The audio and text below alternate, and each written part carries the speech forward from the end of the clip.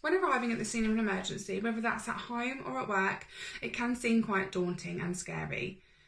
Quite often adrenaline will take over, but I think it's really important to have something in place that you can follow, which just helps things run that little bit more smoother, and it keeps you safe too. So we're going to look at something called DRAB, which is an acronym for just the process that you should follow if you was to come across a casualty. I will talk about the first letter now, and then I'll pause the video and we'll talk about the other three with one of the Annies, which will help with the explanation of it all. So D stands for danger. When you approach a situation, you really need to just have a quick analyse of everything. You need to look for things that might cause harm to you as well. Because if you was to go darting in and you slipped on something, or there was electrical wires, and then you became a casualty, then that person has now lost hope of anyone arriving on the scene and helping the situation, and now you also need somebody to come and help you.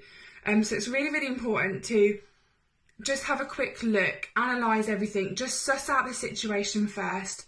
You know, you just need a couple of seconds before you go darting in and making them decisions.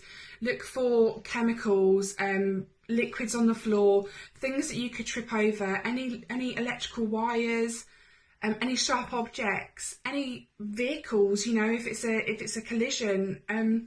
Just make sure that you are looking after yourself too, because your safety is paramount and that person is relying on you as well. So that is D, and that's really, really important to remember. So we're going to talk about letter R, which is response. So once you've made sure that everything is safe for you to approach, you now need to try and get a response from this casualty.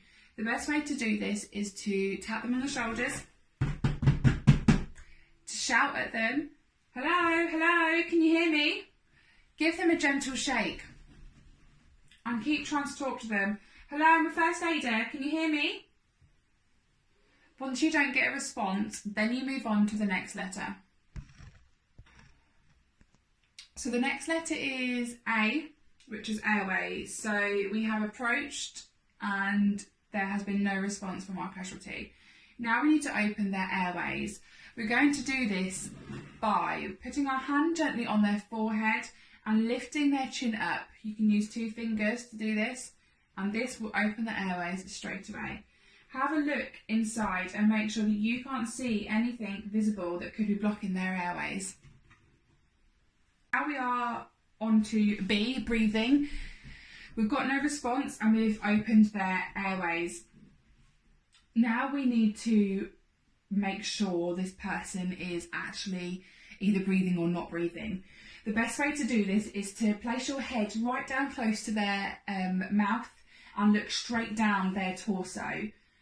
By doing this, you can either see their chest rise and fall with breaths, you can hear any breaths coming out, and you can feel the breaths on your face.